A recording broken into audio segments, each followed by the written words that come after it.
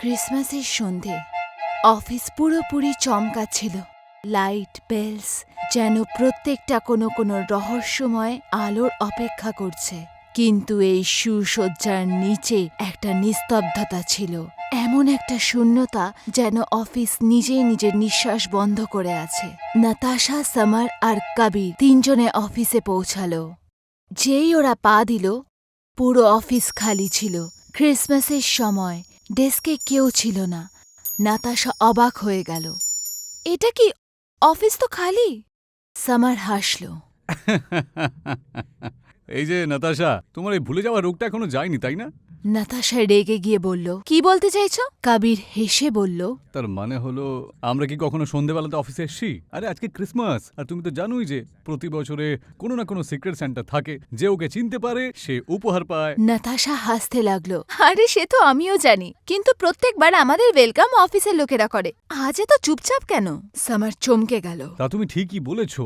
কবির চিন্তায় পড়ে গেল। মনে হচ্ছে ক্রিসমাস পালন করার এবার একটা নতুন উপায় হবে। নিশ্চয়ই সবাই কোথাও লুকিয়ে আছে পরিবেশ তৈরি করার জন্য। ওর শব্দ হাওয়ায় চলছিল, অফিসের সাজসজ্জা চমকাচ্ছিল, কিন্তু এই চমকের মধ্যে একটা ভয় লুকিয়েছিল, যেন কেউ দেখছে কিন্তু দেখা দিচ্ছে না। তখনই সামারের নজর টেবিলের ওপর রাখা একটা খামের দিকে গেল। ও ওটা উঠিয়ে পড়তে লাগলো। এটা একটা ক্রিসমাস পালন করার নতুন স্টাইল। সমস্ত অফিসের লোকজন নিজের জায়গাতে লুকিয়ে রয়েছে। তোমাদের তিনজনকে স্বাগত জানাচ্ছি। আর একটা গোপন ব্যাপার হলো যে আমাদের সবার মধ্যে একজন স্যান্টা রয়েছে, সিক্রেট। যে ওকে চিনতে পারবে সে এমন একটা উপহার পাবে সে সেটা কোনোদিনও কল্পনা পর্যন্ত করেনি। কবির আর নাতাশা চমকে উঠল আর হাসতে লাগলো। সত্যি করে বলো তো, তোমরা কি কেউ সিক্রেট স্যান্টা? নাতাশা রেগে গিয়ে হেসে বলল, যা খুশি, এবার ছেলে মানুষই ছাড়ো। তখনই দরজা খুলল। ভেতরে একটা মেয়ে এলো, তানিয়া, নতুন জয়নিং। তানিয়া চারপাশে দেখল। এখানে তো আমাদের ছাড়া আর কেউই নেই। তুমি নতুন তানিয়া? আমাদের অফিসে প্রত্যেক বছর সিক্রেট স্যান্টা হয়। কবির মজা করে বলল। হতে পারে সিক্রেট স্যান্টা আমাদের চারজনের মধ্যেই একজন, বা তাদের মধ্যে কেউ একজন যারা লুকিয়ে রয়েছে। তানিয়া শুধু হালকা হাসল। ওর চোখ গভীরতায় কিছু খুঁজছিল। অফিসের চমক ওর ভয়কে লোকাতে পারছিল না। কিছুক্ষণ পর চারজনের নজর একটা টেবিলের দিকে গেল। ওখানে এক একটা স্লিপ রাখা ছিল। সবার উপরে একটাই লেখা ছিল, ইন্সপেকশন টুনাইট। সমর সেটা ওঠালো। এটা, এই হ্যান্ড রাইটিংটা তো ববির মনে হচ্ছে। নিস্তব্ধতা আরো ভারী হয়ে গেল, যেন কোনো অন্ধকার ঘরের মধ্যে প্রবেশ করলো। এখন আলো একটু নিভতে লাগলো। টেবিলের ওপর একটা লাল গিফট বক্স রাখা ছিল। নাতাশা সেটা খুলল, যার মধ্যে একটা কাটা হাত রাখা ছিল। ও চেঁচিয়ে উঠল। সামার আর কবির পেছনে সরতে লাগলো। তানিয়ার শ্বাস আটকে গেল। আরে এটা তো কাটা একটা হাত। কবির কাঁপতে কাঁপতে বলল, নিশ্চয়ই আমাদের ভয় দেখানোর কোনো চাল। এটা নকল, তাই না? সামার হাত উঠিয়ে সেটা মন দিয়ে দেখল। হাত দিয়ে তাজা রক্ত পড়ছে। সামার ফিসফিস করে বলল, না, এটা আসল আসল। নাতাশা আর তানিয়া চিৎকার করল। খনি কবিরের নজর একটা বক্সে গেল, যার উপরে ওর নাম লেখা ছিল। কবির ও কাপা হাতে সেটা খুলল। ভেতরে কাটা আঙুল রাখা ছিল। ওই কাটা আঙ্গুলে একটা রক্তে মাখা আংটি চিপকে ছিল।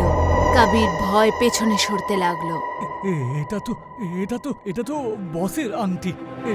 এটা বসের আংটি। এটা নাতাশা কাঁদতে লাগলো। ও মাই গড, এটা কি হচ্ছে? তখনই সামার চিৎকার করলো, এর মানে হলো বস মারা গেছে।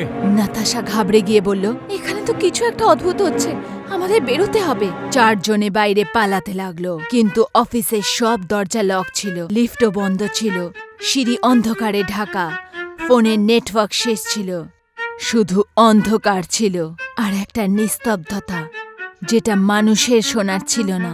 নাতাশা অন্য দরজার দিকে দৌড়ালো। অফিসের অন্ধকার গলি কোনো কবরস্থানের থেকে কম মনে হচ্ছিল না। লাইট অর্ধেক নেভানো আর অর্ধেক জ্বলছিল। হাওয়ায় খুব ভারী, প্রত্যেকটা পদক্ষেপের আওয়াজ দেয়ালের সাথে লেগে আবার ফেরত আসছিল, যে এরম অন্ধকারে কোনো অদেখা শুনছে। হঠাৎ একটা চিৎকার পুরো ফ্লোরে শোনা গেল, হেল্প মি! সামার, কবির আর তানিয়া ওদিকে দৌড়ালো। মাটিতে নাতাশা পড়েছিল, ওর গলা পুরো কাটা ছিল, চোখ খোলা। সেই ভয়ে জমল যেখানে ও শেষ নিঃশ্বাস ত্যাগ করেছে।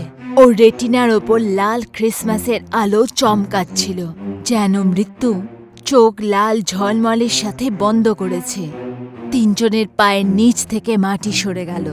এখন অফিস আর কোনো জায়গা নয়, যেন একটা বাক্স তৈরি হয়ে গেছিল। এখন শুধু বেঁচে আছে তিনজন, কবির, সমর্থ আর তানিয়া।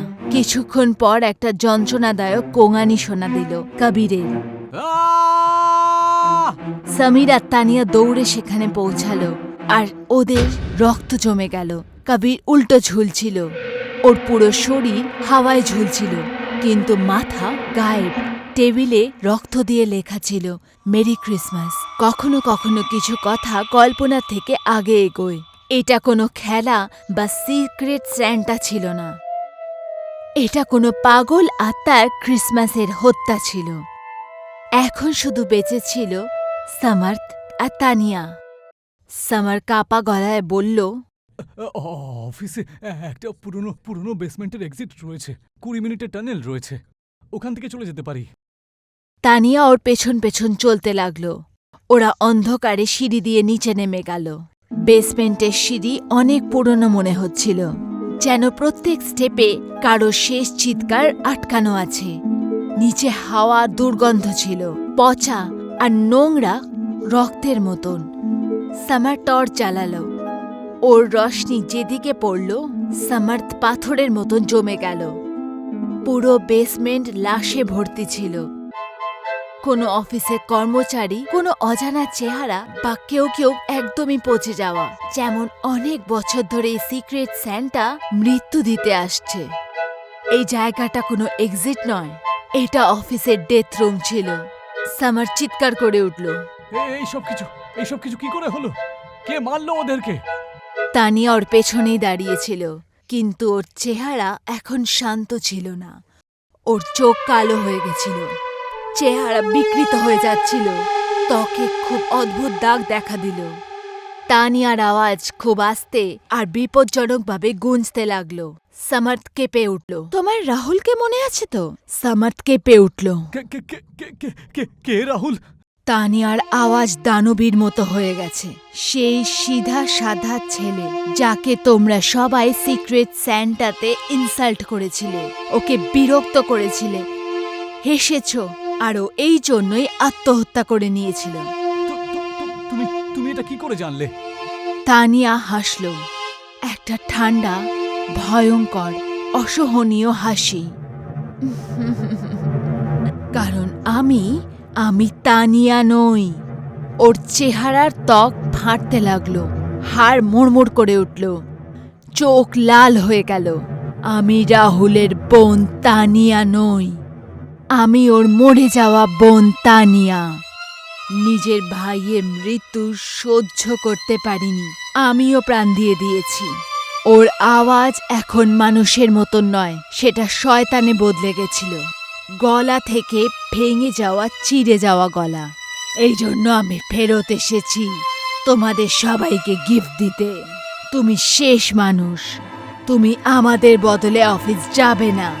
আমি হলাম সিক্রেট স্যান্টা। ওর শেষ শব্দে রাগ হলো। ডেথ স্যান্টা, তোমাদের সবাইকে মারতে ফেরত এসেছি।